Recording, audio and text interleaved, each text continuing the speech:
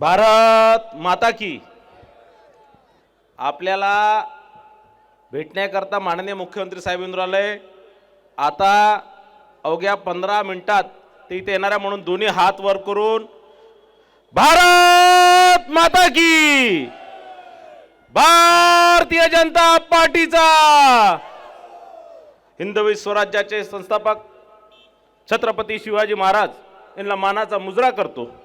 भारतीय राजघटनेचे शिल्पकार परमपूजनीय डॉक्टर बाबासाहेब आंबेडकर यांना अभिवादन करतो। राष्ट्रसंत तुकडोजी महाराज, क्रांती सूर्य महात्मा ज्योतिबा फुले, क्रांती ज्योती सावित्रीबाई फुले यांना नमन करतो। भगवान बिरसा मुंडा यांना वंदन करतो। आणि आज येणाऱ्या 15 जानेवारीला घातलेल्या नागपूर महानगरपालिकेतील प्रभाग क्रमांक 13, प्रभाग क्रमांक 14 व प्रभाग क्रमांक 15 या उमेदवारांच्या प्रचाराकरता इथे महाराष्ट्राचे लोकप्रिय व लाडके मुख्यमंत्री माननीय देवेंद्रजी फडणवीस साहेब उपस्थित होणार आहे। त्यांच्या सोबतच आमच्या भारतीय जनता पार्टी नागपूर शहराचे अध्यक्ष माजी महापौर माननीय दयाशंकर तिवारीजी त्यांच्यासोबत येणार आहे।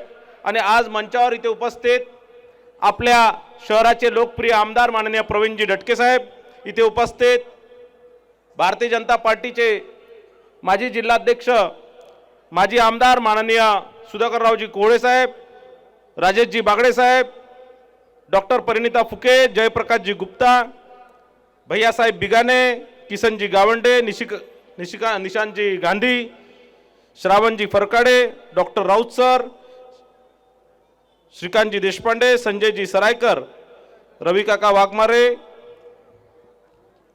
आयोगाचे सफाई आयोगाचे अध्यक्ष सतीशजी डागोर, विनोदजी बघेल आणि इथे मंचावर उपस्थित प्रभाग क्रमांक 13 चे लोकप्रिय उमेदवार माझे बंधू योगेशजी पाचपोर, आमच्या ऋतिकाताई मसराम, सो वर्षाताई घनश्यामजी चौधरी, माझे मोठे बंधू विजयजी होले, तसंच प्रभाग क्रमांक 14 च्या उमेदवार सौ योगिताताई तेलंग, मधुरताई टेकाम, माझे बंधू विनोदजी कनेरे, आमच्या वहिनी आणि शहर महिला भारतीय जनता पार्टीच्या अध्यक्षा प्रगतीताई पाटील, प्रभाग क्रमांक 15 च्या श्रीमती पूजाताई पाठक, माझे मित्र माननीय सुनीलभाऊ हिरणवार, धनश्रीताई देशपांडे आणि आमच्या भारतीय जनता पार्टीचे नेते आणि मंडलाध्यक्ष आणि आता 15 चे उमेदवार विनयजी दाने, आणि इथे माझे आदरणीय मंच आणि इथे माझ्या पुढे उपस्थित या तिन्ही प्रभागातून आलेले सर्व गणमान्य नागरिक बंधू भगिनींनो मित्रांनो, माझा परिचय देत असताना सांगितलं की मी माझे मंत्री आहे, आमदार आहे, पण माझा सगळ्यात पहिला परिचय मी या भागाचा नगरसेवक होतो।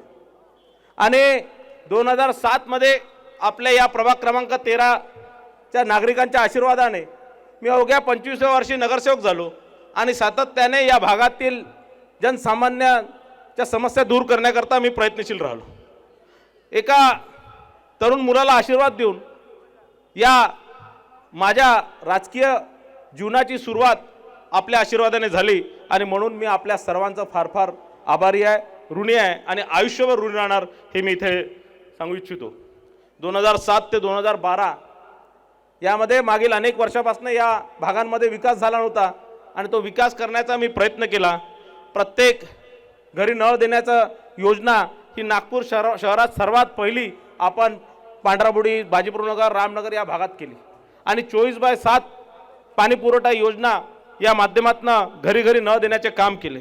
जवळपास 2000च्या वर शौचालय बांधण्याचे काम, कारण आपल्याला माहीत असणार 2007च्या आधी आपल्याकडे खुल्यामध्ये शौच होत होती, आता प्रत्येक घरी शौचालय देण्याचं काम आपण केलं।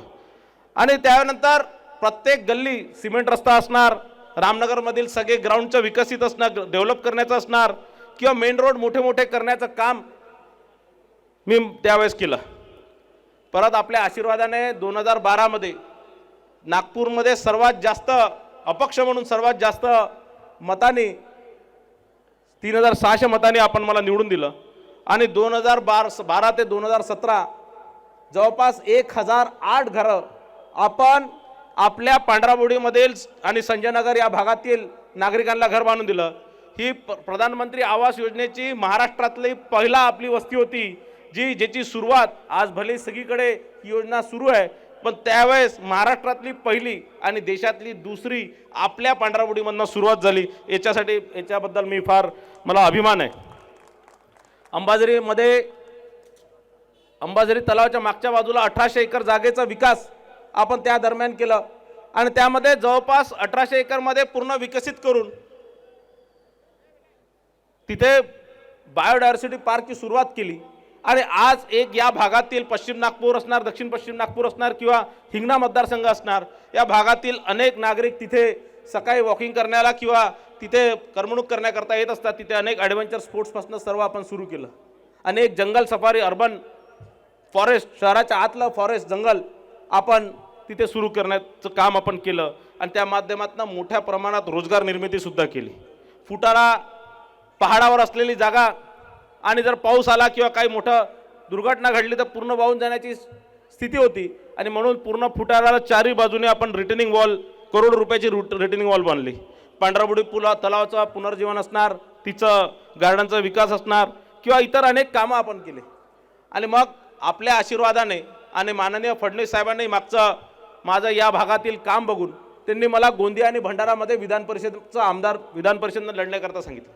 तिथे 50-60 वर्षापासून कधी भारतीय जनता पार्टी निवडून आली नव्हती, पण आपल्या आशीर्वादाने आणि फडणवीस साहेबांच्या सहकार्यामुळे तिथे गोंदिया आणि भंडारामध्ये जाऊन तुमच्या मुलाने तिथे जाऊन झेंडा फडकवला आणि तिथे आपण निवडून आलो।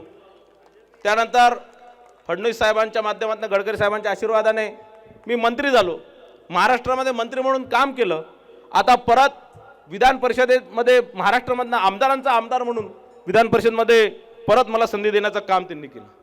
2017 आपल्या आशीर्वादाने परिणिताला आपण आशीर्वाद दिलं, तुमची मुलगी म्हणून, तुमची सून म्हणून तुम्ही तितकाच आशीर्वाद ताकदीने तिला आणि तिच्यासोबत ऋतिका मसरा असणार बाकी सगळ्या उमेदवारांना दिलं आणि परत 5 वर्ष त्यांनी वार्डाची सेवा करण्याचं काम केलं।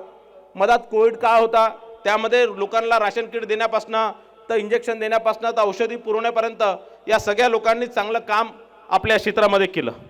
त्यांनी कॉर्पोरेशन कॉलनीमध्ये असलेलं इंदिरा गांधी रुग्णालयाचं विकसित करण्याचं काम, त्याला आधुनिक करण्याचं काम, त्याला एक सुसज्ज करण्याचं काम परिणितेच्या माध्यमातून करण्यात आलं। एक संजयनगर आपलं सुदामनगरीमध्ये प्राथमिक आरोग्य केंद्र असणार, फुटाणामध्ये प्राथमिक आरोग्य केंद्र असणार आणि किंवा हजारीपाडमध्ये आरोग्य केंद्र असणार, हे सगळं सुरू करून त्या माध्यमातून रुग्णसेवा करण्याचं काम त्यांनी केलं। कॉर्पोरेशनची शाळा जी बंद पडली होती तिला परत सुरू करून अक्षय फाउंडेशनच्या सोबत मिळून तिथे मराठी शाळाच्या जागेवर तिथे इंग्लिश माध्यमांची आपल्या गोरगरिबाचे मुलं इंग्लिश माध्यमामध्ये शिकले पाहिजे, CBSE मध्ये शिकले पाहिजे म्हणून ती एक CBSE शाळा तिथे सुरू करण्यात आली। असे अनेक कामं त्यांच्या माध्यमातून झाले। जवळपास 1500 लोकांना पांढराबुडी, संजयनगर, फुटारा भागातील 1500 लोकांना आपण मालकी हक्काचे पट्टे देण्यात ती यशस्वी झाली। त्यावेळेस मागे लागून जे माझं स्वप्न अपूर्ण होतं की आपण या भागातील जनतेला मालकी हक्का पट्टे दिले पाहिजे, त्यांना त्यांच्या घराची कुठेतरी शाश्वती राहिली पाहिजे। आपल्या झोपडपट्ट्यांमध्ये नेहमी मागच्या 70 वर्षापासून निवडणूक आली की काँग्रेस पक्षाला लोक सांगायचे आम्ही मालकी हक्क पट्टे देऊन कधीच द्यायचे नाही आणि ते काम मागच्या 5 वर्षात डॉक्टर परिणिता फुकेंनी करून दाखवलं। मला त्यांच्याबद्दल फार अभिमान आहे।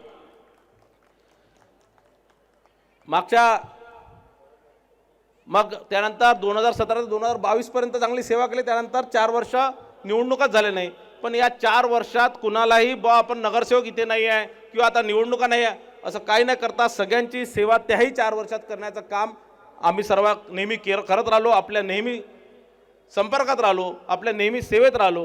कारण आपण जो आमच्यावर उपकार केला, आम्हाला राजकीय ओळख आपण दिली आणि म्हणून आपलं ऋण फेडणं म्हणून आम्ही आयुष्यभर या भागाची सेवा करणार आहे। कारण आम्ही ठरवलं होतं की पुढचं निवडणूक लढायची नाही, कारण 2007 पासून 2026 पर्यंत आम्ही दोघांनी या भागाचं प्रतिनिधित्व केलं। पण त्यानंतर आम्ही म्हटलं की कोणत्या कार्यकर्त्याला, सामान्य कार्यकर्त्याला इथे ही निवडणूक लढता आली पाहिजे आणि जर आपणच वारंवार लढलो तर सामान्य लोकांना, सामान्य कार्यकर्त्याला कधी संधी मिळणार नाही। आणि मग 6 महिन्याआधीच मी आणि परिणिताने फडणवीस साहेब आणि गडकरी साहेबांना सांगितलं होतं की आम्हाला याच्या पुढची निवडणूक लढायची नाही आहे, तुम्ही जोही कार्यकर्त्याला इथे तिकीट देणार, ज्याही चारही उमेदवारांना तिकीट देणार, त्यांना ताकदीने तन मन धन लावून ताकदीने त्यांना निवडून आणण्याची जबाबदारी आम्ही घेतो। आणि यावेळेस आपल्या आशीर्वादाने हे चारही उमेदवार आपण निवडून द्यान ही आपल्या सर्वांना विनंती करतो। कारण हे चार प्रभाग क्रमांक 13चे तर निवडून द्यायचेच आहे, पण प्रभाग क्रमांक 14 असणार, प्रभाग क्रमांक 15 असणार, कारण हे सगळे 15 तर भारतीय जनता पार्टीचा गड राहिलेला आहे। प्रभाग 15 मध्ये आपण 100% निवडून येऊ, पण यावेळेस चारही निवडून येऊ, 14 मध्येही निवडून येऊ आणि 13 मध्ये निवडून येऊ, पण यावेळेस आपल्याला लीड जास्तीत जास्त पाहिजे। कारण आपल्याला माननीय गडकरी साहेबांचे हात मजबूत करायचे आहे, माननीय फडणवीस साहेबांचे हात मजबूत करायचे आहे। आज जर नागपूरची ओळख देशभरात आणि जगभरात असणार तर ती माननीय गडकरी साहेब आणि माननीय फडणवीस साहेबांमुळे। नागपूर आधी 2014च्या आधी एक मोठं शहर, मोठं गाव असं म्हणायचे, कोणी शहर नाही म्हणायचे, एक मोठं खेड म्हणायचे, आणि या खेड्याला, या मोठ्या खेड्याला शहराचं किंवा स्मार्ट सिटीचा दर्जा माननीय गडकरी साहेबांनी, माननीय फडणवीस साहेबांनी दिला। आज नागपूरमध्ये मोठ्या प्रमाणात रोजगाराची समस्या होती, मोठ्या प्रमाणात आपले युवक बेरोजगार होते, त्यांना रोजगार देण्याचं काम आमच्या दोन्ही नेत्यांनी, फडणवीस साहेबांनी, गडकरी साहेबांनी केलं। त्या माध्यमातून नागपूर मुंबई समृद्धी एक्सप्रेस हायवे, कारण आपण जेव्हा बघतो पुण्याचा विकास का झाला तर ते मुंबईसोबत जोडला गेला म्हणून पुण्याचा विकास झाला, आणि म्हणून नागपूरचाही विकास त्याच धर्तीवर झाला पाहिजे। नागपूरमध्ये त्या प्रकारे मोठे मोठे उद्योगधंदे आले पाहिजे, नागपूरमध्ये युवकांना रोजगार मिळाला पाहिजे, आणि म्हणून मुंबईची समृद्धी, देशाची आर्थिक राजधानीची समृद्धी नागपूरपर्यंत आली पाहिजे। म्हणून समृद्धी एक्सप्रेस हायवेच्या माध्यमातून नागपूर आणि मुंबई जे 16 ते 18 तास लागायचे, आज 7 तासात तुम्ही इथनं नागपूरपासून मुंबईमध्ये जाऊ शकता। आणि याच्यामुळे नुसतं नागपूर नाही तर संपूर्ण विदर्भ, मराठवाड्याचा या माध्यमातून विकास होण्याचं काम, एक समृद्धी आणण्याचं काम माननीय फडणवीस साहेबांनी केलं। एम्स हॉस्पिटल असणार, गव्हर्नमेंट मेडिकल कॉलेज असणार, इंदिरा गांधी मेडिकल कॉलेज असणार, या माध्यमातून सामान्य गोरगरीब लोकांची आरोग्य सेवा करण्याचं काम या दोन्ही नेत्यांनी केलं। मोठ्या प्रमाणात तिथे निधी देऊन, तिथे आधुनिकीकरण करून, तिथे डॉक्टर्सची अपॉइंटमेंट करून सामान्य रुग्णांना सेवा देण्याचं काम त्यांनी केलं। या माध्यमातून माझ्या कार्यालयातनं एक 12 तास चालते एक सेवा, त्यामध्ये कोणीही व्यक्ती आला आणि त्याला कोणत्याही हॉस्पिटलमध्ये ॲडमिट करायचं असणार, त्याचा उपचार करायचा असणार, त्याचा काही ऑपरेशन करायचं असणार तर संपूर्ण मदत माझ्या कार्यालय, हिलटॉपमधल्या कार्यालयापासून नेहमी होत असते। मागच्या 2007 पासून ती सुरू आहे, आता पुढेही ती सुरू राहणार, आणि सातत्याने रुग्णसेवा हीच ईश्वर सेवा हा संदेश घेऊन आम्ही ती सेवा करतोय। कोणा मुख्यमंत्री सहायता निधीतनं मदत करणं असणार किंवा त्यांना आर्थिक लाभ देणं असणार, आर्थिक मदत करणं असणार, हे आम्ही या कार्यालयाच्या माध्यमातून डॉक्टर परिणय फुके रुग्णसेवा समितीच्या माध्यमातून आम्ही करत असतो। एक नागपूरला एकदम जगाच्या नकाशावर आणण्याचं काम आमच्या दोन्ही नेत्यांनी केलं। मियानमध्ये मोठ्या प्रमाणात मोठे मोठे उद्योगधंदे आणून जवळपास 1 लाख युवकांना रोजगार देण्याचं काम माननीय गडकरी साहेबांनी केलं। नागपूर शहरात ट्रॅफिक कमी करण्याकरता नागपूरच्या चारी बाजूला आउटर रिंग रोडच्या माध्यमातून आपल्या याच्यातला मोठा जो ट्रॅफिक आहे, हेवी ट्रॅफिक आहे, तो बाहेर नेण्याचं काम, प्रत्येक जागेवर फ्लायओव्हर करून एक वाहतूक कोंडी कमी करण्याचं काम माननीय गडकरी साहेब, फडणवीस साहेबांनी केलं। शहरातमध्ये मोठ्या प्रमाणात फ्लायओव्हरचे जाळे तयार केले। नागपूर मेट्रोच्या माध्यमातून एक मोठ्या प्रमाणात लोकांना या भागातून दुसऱ्या भागात जाण्याकरता एक सोयी करून दिलं, त्यामध्ये जवळपास 1 लाख लोक रोज आज प्रवास करतात, आणि या माध्यमातून जवळपास 10,000 लोकांना रोजगार देण्याचं काम फडणवीस साहेब आणि गडकरी साहेबांनी केलं। एक मोठ्या प्रमाणात या माध्यमातून रोजगार आपल्या भागातील अनेक युवकांना आपण त्या मेट्रोमध्ये देण्याचं काम केलं।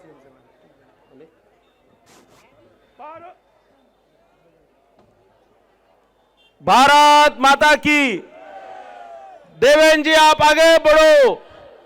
सगळे उभे होऊन हात वर करून देवेंद्रजीचं स्वागत करा। भारतीय जनता पार्टीचा देवा भाऊ आप आगे बढ़ो, देवा भाऊ आप आगे बढ़ो। आता फक्त एक 3-4 कामं बाकी आहेत, जे यावेळेस 2025 मध्ये 24 मध्ये सरकार येताबरोबर जे माननीय फडणवीस साहेबांनी केलं की ते या भागातील, या पूर्ण नागपूर शहरातील झोपडपट्टी धारकांना मालकी हक्क पट्टे देण्याची सुरुवात त्यांनी ताकदीने केली, आणि त्यामध्ये जे जे अडथळे होते, झुडपी जंगलमध्ये असणाऱ्या झोपडपट्ट्यांना मालकी हक्क पट्टे देण्याचं काम असणार किंवा कोणत्या आरक्षणामध्ये असणार, ते सगळं सुकर करण्याचं काम त्यांनी केलं। आणि तुम्हाला मी 100% सांगतो की येणाऱ्या पुढच्या वर्षभराच्या आत नागपूर शहरात, त्यात पांढरावडी, संजयनगर, फुटाळा किंवा आणखीन इतर सगळ्या भागांमध्ये मालकी हक्क पट्टे देण्याचं काम माननीय फडणवीस साहेब करणार आहे. आपल्या भागामध्ये आणि संपूर्ण नागपूरमध्ये नजूलचे प्लॉट्स आहे आणि त्या प्लॉटमध्ये 2% भरून आता GR निघाला 4 महिन्या पहिले, त्यामध्ये फक्त 2% रेडिरेक्टरचे 2% भरून त्यांना हे मालकी देण्याचं काम माननीय फडणवीस साहेबांनी केलेलं आहे. आणि या माध्यमातून आपल्या इथे जे 30-30 वर्षानंतर लीज रिन्यू करताना आपल्याला हेलपाटे मारायला लागत होते, आपल्याला चक्रा मारायला लागत होते, ते आता बंद होणार आणि फक्त 2% भरून ते घर तुमच्या आयुष्यभर तुमच्या मालकीचं होणार आहे. आता फक्त आपल्या सर्वांना आव्हान आहे की आपल्या सर्व उमेदवारांना आपल्याला निवडून द्यायचं आहे. अनेक भागांमध्ये काही प्रभागांमध्ये आपल्याच पक्षाचे काही अपक्ष लोक अपक्ष रुग्णात बंडखोरी केलेली आहे. अनेक वर्ष नगरसेवक राहून सुद्धा त्यांनी कुठेतरी बंडखोरी करण्याचा निर्णय घेतला.